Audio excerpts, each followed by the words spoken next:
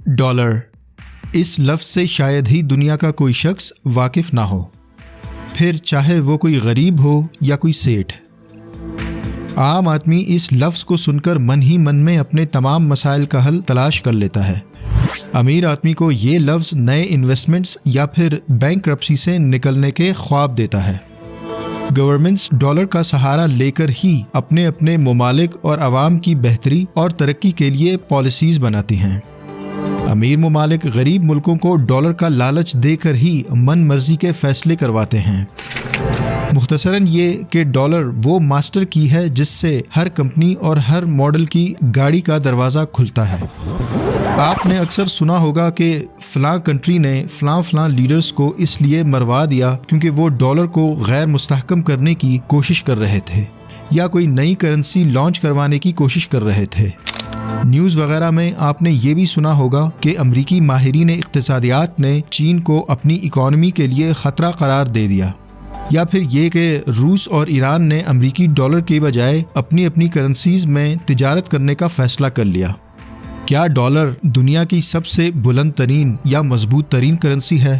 तो ऐसा भी नहीं, क्योंकि कुवैती दीनार, बहरीनी दीनार, ओमानी रियाल, उर्दनी दीनार, बरतानवी पाउंड, जब्राल्टर पाउंड, केमन आइलैंड्स डॉलर, यूरो और स्विस फ्रैंक की कदर न सिर्फ अमरीकी डॉलर से बुलंद है बल्कि ये करेंसीज मुस्तहकम भी हैं। तो फिर इस अमरीकी डॉलर के पीछे ऐसा क्या है जो इसे दुनिया की बाकी करेंसीज के मुकाबले में मुमताज़ बनाती हैं और दुनिया के सारे ममालिक अपनी अपनी करेंसीज के बजाय डॉलर पर ज़्यादा एहतमाद करते हैं? क्या अमरीकी डॉलर भी दुनिया की बाकी करेंसीज की तरह एक आम से कागज़ पर और एक आम सी मशीन पर प्रिंट होती है, या फिर इसके पीछे एक ख़ास मैकेनिज़्म और एक ख़ास सोच कारफरमा है? आज की वीडियो में हम 10 ऐसे राज़ों पर से पर्दा हटाएंगे जिसकी जानकारी आपको इससे पहले कभी नहीं थी।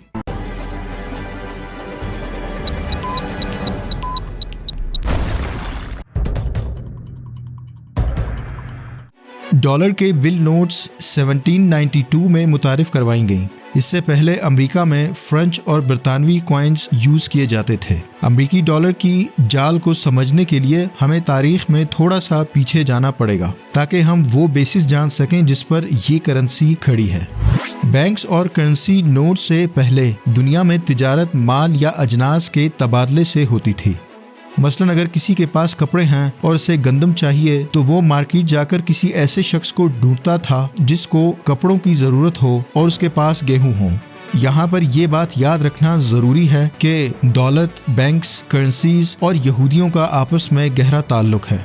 आपने ये भी सुना होगा कि सारे यहूदी बहुत अमीर होते हैं। कुरून वस्ता में जब यहूदियों ने बैतुल मुक़द्दस को दोबारा कब्जा कर लिया तब बहुत ज़्यादा सोना उनके हाथ लगा। फतह के बाद जब मगरबी अफवाज वापस अपने अपने मुल्कों को जाने लगे, जिनमें खुसूसन फ्रांस और जर्मनी के लोग शामिल थे, तो उनके पास बहुत ज़्यादा सोना भी था।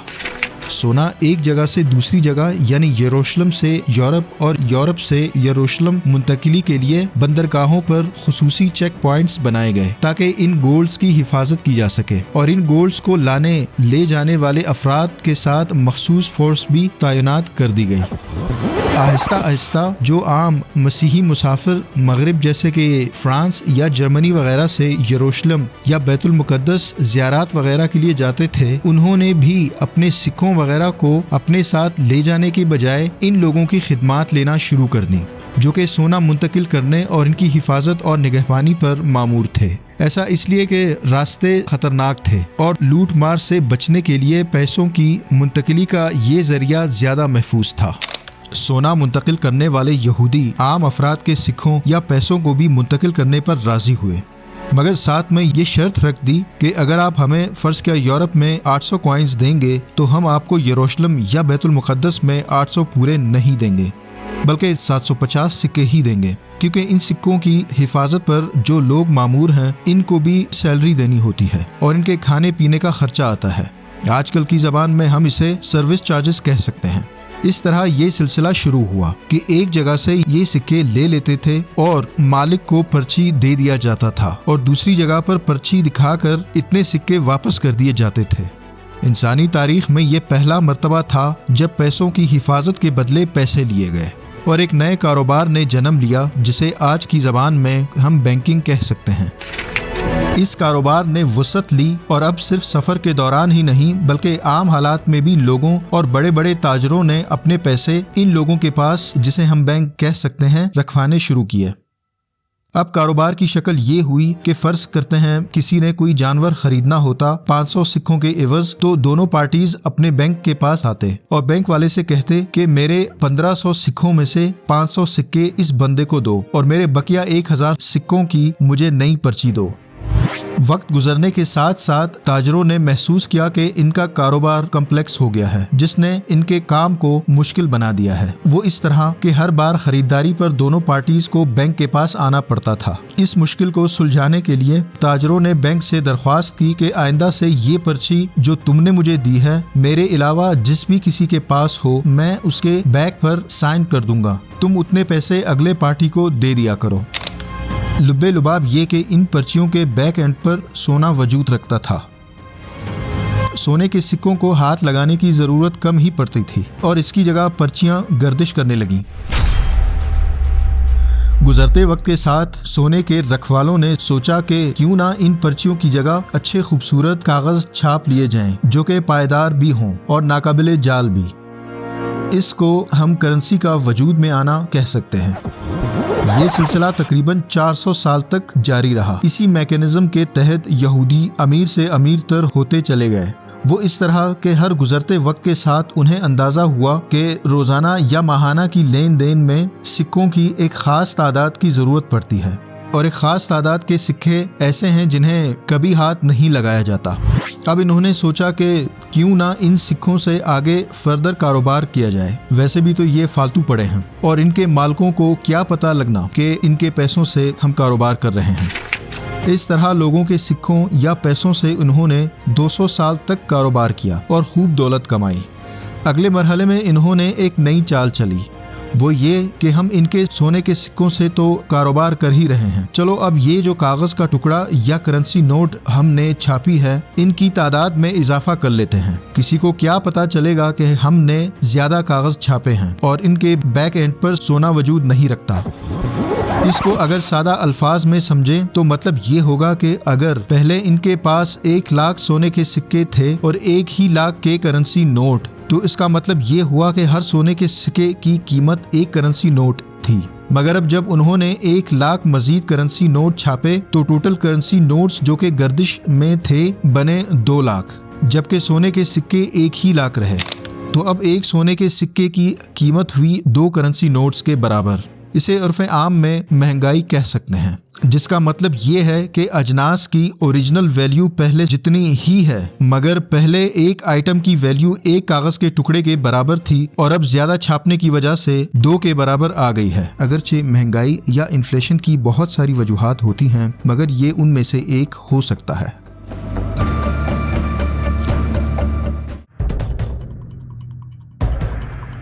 ورلڈ وار 2 کے فوراً بعد امریکی مالیاتی نظام کے پیچھے چھپے ہوئے اصل کرداروں نے، جن میں سر فہرست راکفیلر فیملی تھی، نے دنیا پر ڈالر کی اجارہ داری قائم کرنے کے لیے کوششیں شروع کر دیں۔ راکفیلر فیملی کا پس منظر بتاتے چلیں کہ اس فیملی کے بانی، جن کا نام جان ڈی راکفیلر تھا، انسانی تاریخ کے امیر ترین شخص تھے، یعنی نہ ان سے پہلے اور نہ ان کے بعد آج تک ان سے بڑا امیر آدمی پیدا ہوا۔ ان کا تعلق یہودی خاندان سے تھا اور ان کے کل دولت کا تخمینہ 1913 میں $900 ملین لگایا گیا تھا۔ یہ رقم اس سال کے امریکی جی ڈی پی کا کل 3% حصہ بنتا ہے، جو کہ اس سال 39.1 بلین تھا۔ انہیں کروڈ آئل کا کو فاؤنڈر بھی مانا جاتا ہے۔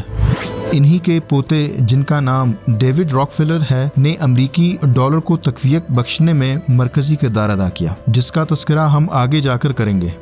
اس سلسلے میں، یعنی امریکی ڈالر کی اجارہ داری قائم کرنے کے لیے، ورلڈ وار 2 کے آخری سال یعنی 1944 میں 1 سے لے کر 22 جنوری تک امریکہ میں ایک کانفرنس کا انعقاد کروایا گیا، جسے برٹن ووڈز ایگریمنٹ یا سسٹم کہا جاتا ہے۔ اس کانفرنس میں 44 ممالک سے 730 ڈیلیگیشنز نے شرکت کی۔ اس کانفرنس کا انعقاد نیو ہمپشائر کے برٹن ووڈز میں موجود ماؤنٹ واشنگٹن ہوٹل میں کیا گیا۔ उस वक्त अमेरिका के पास दुनिया के कुल गोल्ड का 2/3 हिस्सा मौजूद था, क्योंकि वर्ल्ड वॉर 2 में अमेरिका को कोई नुकसान नहीं पहुंच पाया था, जबकि यूरोप के बाकी ममालिक इस जंग से काफ़ी नुकसान उठा चुके थे। कॉन्फ्रेंस में ये तय किया गया कि 1 औंस सोना बराबर है $35 के। साथ ही अमरीकियों ने इसरार किया कि अमरीकी डॉलर को इंटरनेशनल करेंसी के तौर पर कबूल किया जाए। इस फैसले पर सिवाय रूस के किसी ने एतराज़ नहीं किया। मुआहदे को अमली शक्ल दे दी गई और सब शुरका ने दस्तखत कर दिए, मगर वक्त गुजरने के साथ ही अमरीकियों ने वही काम शुरू किया जो कि इससे पहले वक्तों में यहूदियों ने किया था, क्योंकि अमरीकी इक्तिसाद को कंट्रोल करने वाले अभी भी वही थे। उन्होंने मजीद डॉलर छापने शुरू कर दिए, जिसके पीछे गोल्ड की कोई सिक्योरिटी मौजूद नहीं थी। हालांकि ब्रिटन वुड्स कॉन्फ्रेंस में ये तय पाया गया था कि अमेरिका ऐसा नहीं करेगा। अब चूंकि दुनिया में कहीं पर भी खरीदो फरोख्त के लिए डॉलर की ज़रूरत थी, इसलिए तलब और रसद को बरकरार रखने और दुनिया के मुआशी सरगर्मियों को कंट्रोल करने के लिए अमेरिका ने धड़ाधड़ डॉलर छापने शुरू किए। आहिस्ता आहिस्ता यूरोपियंस को एहसास हुआ कि 1 औंस सोना $35 के बराबर नहीं है, बल्कि 1 औंस सोना खरीदने के लिए ज़्यादा डॉलर लगते हैं। यूरोपियंस ने अमेरिका से मुज़ाकरात में एहतजाज किया कि अमेरिका अपनी करेंसी को मजबूत बनाने के लिए फ्रॉड कर रहा है, और मुतालबा किया कि इन यूरोपियन ममालिक का जो सोना अमेरिका के पास पड़ा है वो उन्हें वापस कर दे और अपने डॉलर वापस ले जाए। अमेरिका ये नहीं चाहता था, क्योंकि इससे अमेरिकी मईशत को झटका लगता, और पसे पर्दा अमेरिका ये जानता भी था कि उन्होंने जाली करेंसी नोट छापे हैं। इस सूरत हाल से निमटने के लिए अमेरिका ने बिल्डरबर्ग कॉन्फ्रेंस का इनेकाद करवाया ताकि कोई रास्ता निकाला जा सके। बिल्डरबर्ग कॉन्फ्रेंस के बारे में बताते चलें कि ये एक इंतहाई प्राइवेट मीटिंग है जिसके जुज़ियात कभी बाहर नहीं आते। इस कॉन्फ्रेंस की बुनियाद 1954 में रखी गई और इस कॉन्फ्रेंस में अमेरिका और यूरोप के तकरीबन 150 अफराद शरीक होते हैं। ये अफराद कोई मामूली लोग नहीं, बल्कि दुनिया की सियासत, मईशत, सकाफत, इक्तिसाद और मीडिया को कंट्रोल करने वाले और इनके मालकान होते हैं। इस कॉन्फ्रेंस का इनेकाद 1973 में स्वीडन के शहर सॉल्स में हुई और इसके पीछे डेविड रॉकफेलर का मंसूबा कारफरमा था। कॉन्फ्रेंस के शुरका में उस वक्त के अमरीकी security adviser Henry Kissinger, America के वज़ीर ख़जाना जॉर्ज शॉल्ट्स, सऊदी में अमरीकी सफ़ीर जेम्स एकिन्स और डेविड रॉकफेलर के नुमाइंदे वॉल्टर लेवी ने शिरकत की। कॉन्फ्रेंस में डेविड रॉकफेलर के नुमाइंदे वॉल्टर लेवी ने सजेशन दी कि हमें एक नए मुठभेड़ या जंग की फौरी और अशद ज़रूरत है। इस कॉन्फ्रेंस के फ़ौरन बाद 1973 ही में अरब इसराइल जंग छिड़ गई और अरब मुल्कों ने मिलकर इसराइल पर हमला कर दिया। साथ ही अरब ममालिक ने यूरोपियन ममालिक को इसराइल की हिमायत करने पर तेल की तरसीलात रोक दी। यूरोपियन ममालिक को तेल की तरसीलात बंद हो गई और यूरोप में तेल का शदीद बहरान पैदा हो गया। तेल की कीमतें 4 गुना बढ़ गईं। यूरोपियन ममालिक में जहां पहले तेल सपोज $50 में मिलता था, वो अब हो गया $200, यानी पहले के मुकाबले में वो अब 4 गुना ज्यादा डॉलर देकर फ्यूल खरीद रहे थे, जिससे डॉलर की मांग बढ़ गई।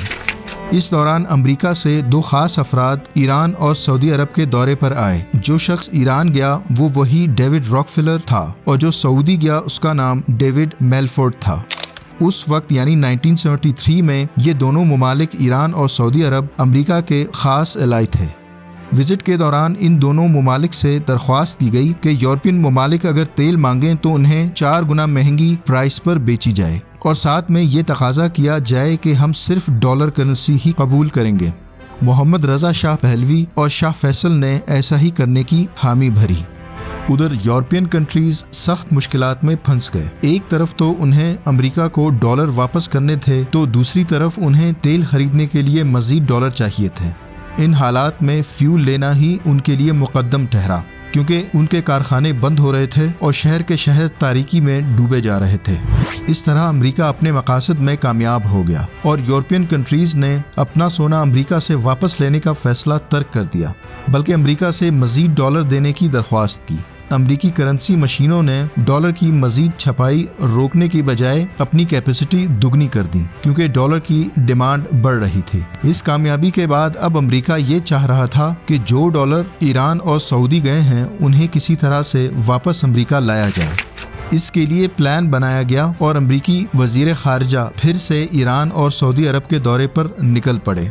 ایرانی بادشاہ رضا شاہ پہلوی کو امریکہ میں سرمایہ کاری کی دعوت دی گئی اور انہوں نے امریکہ کے فائنینشیل انسٹیٹیوشنز مطلب جو بینکس ڈیوڈ راکفیلرز کے ہی تھے کے شیئرز خرید لیے اور باقی بچے ہوئے ڈالرز کے ایران اور سعودی کو اسلحہ بیچا گیا۔ اس طرح سارے کے سارے ڈالر واپس امریکہ کے پاس پہنچ گئے۔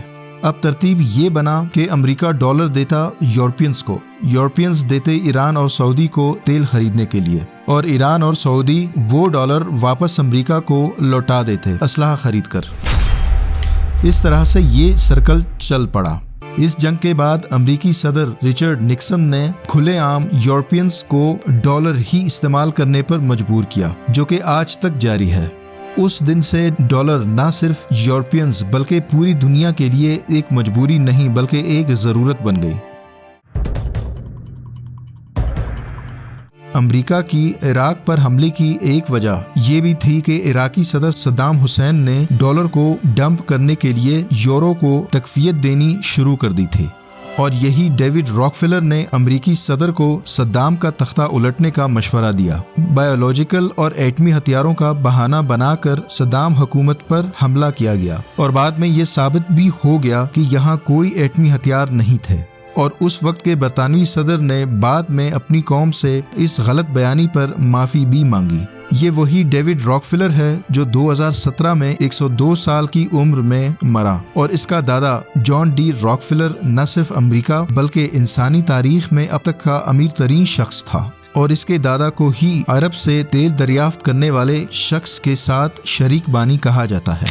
آپ کی انفارمیشن میں ایک اور بات کا اضافہ کرتا چلیں کہ اسی ڈیوڈ راکفیلر کے ایک کزن نے نشے کے حالت میں دھت امریکی ٹوئنز ٹاورز کے پاس سے گزرتے ہوئے کہا تھا کہ یہ دونوں بلڈنگز جہاز سے ٹکرا کر گر جائیں گے، اور یہ بات انہوں نے کہی بھی 9/11 سے پہلے تھی۔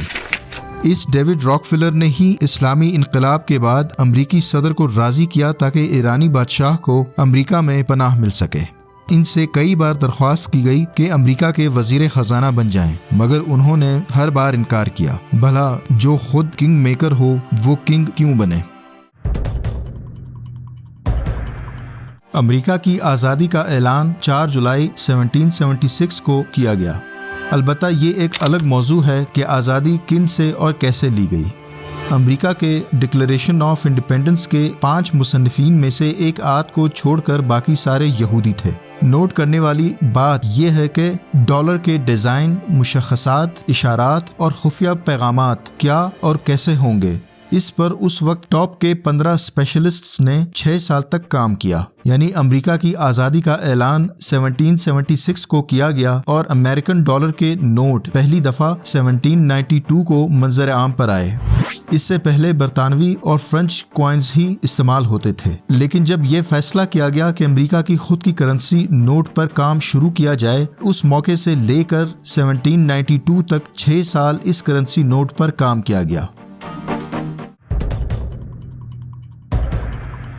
ڈالر کے کرنسی نوٹس پر اسرار رازوں اور خفیہ پیغامات سے بھرے ہوئے ہیں، جس پر اگر مسلسل 2 گھنٹے بھی بولا جائے تو وقت کم پڑ جائے گا۔ ان پر اسرار رازوں میں سے چند ایک یہ ہیں۔ البتہ یہ بتاتے چلیں کہ ان تھیوریز کے بہت سارے حامی اور مخالف بھی وجود رکھتے ہیں، اور ان سے متعلق بہت ساری اور تھیوریز بھی وجود رکھتی ہیں۔ ان میں سے ہم کچھ آپ سے ڈسکس کرتے ہیں۔ ایک ڈالر نوٹ کے کونے پر الو کا نشان، جس کا مطلب یہ ہے کہ جب ساری دنیا رات کو سو جاتی ہے تو الو جاگ رہا ہوتا ہے، اور دوسرا پیغام یہ ہے کہ الو اپنی گردن کو 180 ڈگری تک موڑ سکتا ہے، یعنی بیٹھے بیٹھے سامنے بھی دیکھ سکتا ہے اور پیچھے بھی۔ ڈالر کے نوٹ پر مصری پیراماؤنٹ کی تصویر۔ سوال یہ ہے کہ امریکہ کے موجودہ باسی برطانیہ، یورپ اور یروشلم وغیرہ سے آ کر یہاں آباد ہوئے تھے، اور ان اقوام کی اپنی تہذیب، تمدن اور ثقافت ہے، تو پھر ڈالر کے نوٹ پر مصر کی یا پھر فرعون کے پیراماؤنٹ کی تصویر کیوں ہے؟ اور وہ بھی جس طرح سے اصل مصری پیراماؤنٹ ہے اس شکل میں نہیں، بلکہ اوپر والے حصے کو باقی 13 منزلوں سے الگ کر کے دکھایا گیا ہے، اور اس کے اوپر دجال کا نشان یعنی آنکھ کیوں ہے؟ نوٹس کے اوپر جگہ جگہ 13، 11، 9 اور 33 کے تعداد خفیہ طور پر جا بجا کیے گئے ہیں۔ جو کہ کابالا جادو کے اعداد مانے جاتے ہیں۔ اسی پیراماؤنٹ کو اگر 6 کونوں والے ستارے میں ڈھال دیا جائے تو ہر کونے کے اوپر جو حروف آئیں گے انہیں اکٹھا کرنے سے یہ لفظ میسن بنتا ہے، جو کہ فری میسنز کی طرف اشارہ ہے۔ پیراماؤنٹ جو کہ فرعون کا نشان ہے، جو کہ خود کو خدا کہتا تھا، اس کے نیچے لیٹن زبان میں لکھا ہوا ملے گا نووس آرڈو سیکولرم، جس کا خلاصہ ہے ہر قسم کے دین کو باہر پھینکو۔ $1 کے نوٹ کے مختلف کونوں کو اگر ایک خاص انداز سے جوڑا جائے تو وہ ایک سانپ کی تصویر بنتی ہے۔ نوٹ کرنے والی بات یہ ہے کہ اسلامی روایات میں بھی یہ موجود ہے کہ جب شیطان کسی جانور کی روپ میں ظاہر ہونا چاہے تو وہ سانپ کی صورت میں ظاہر ہوتا ہے۔ پیراماؤنٹ کے نیچے کچھ حروف لکھے ہیں۔ یونانی یا رومی نمرولوجی کے مطابق اگر ان حروف کی تعداد کو اکٹھا کیا جائے تو یہ بنتا ہے 1776، جو کہ امریکہ کی آزادی کا سال ہے۔ مگر اگر انہیں اہرام مصر کے اوپر خاص طرح سے فٹ کیا جائے تو یہ بنتا ہے 666، جو کہ بلا شک ایک شیطانی عدد ہے۔ $20 والے نوٹ کو اگر ایک خاص طرح سے جیسا کہ دکھایا جا رہا ہے فولڈ کیا جائے تو 9/11 کے ٹوئن ٹاورز بنتے ہیں، جس میں لگی آگ کو واضح طور پر دیکھا جا سکتا ہے۔ اب اس چیز کو ذہن میں رکھتے ہوئے اگر آپ $5 کے نوٹ کو اس طرح فولڈ کریں تو اس میں آپ کو ٹوئن ٹاورز بالکل صحیح سلامت نظر آئیں گے۔ $10 کے نوٹ میں آگ لگی ہوئی نظر آئے گی اور $20 کے نوٹ پر اس آگ کو مزید نیچے آتا ہوا محسوس کیا جا سکے گا، جبکہ $50 کے نوٹ پر ٹاورز ہی نہیں ہیں بلکہ صرف دھواں نظر آئے گا۔ اب ان سارے اسرار و رموز کو اگر دیکھا جائے تو بات سمجھ میں آتی ہے کہ 6 سال دنیا کے ٹاپ کے 15 ڈیزائنرز اور اسپیشلسٹس کیا کچھ ڈیزائن کر رہے تھے، وہ بھی اتنی مہارت سے جو کہ آج کل کے کمپیوٹرائزڈ اور ڈیجیٹل دور میں بھی بنانا ناممکن نظر آتا ہے۔ تب انہوں نے یہ سب کیسے ڈیزائن کیے جب اسکینرز، کمپیوٹرز وغیرہ کچھ بھی وجود نہیں رکھتے تھے۔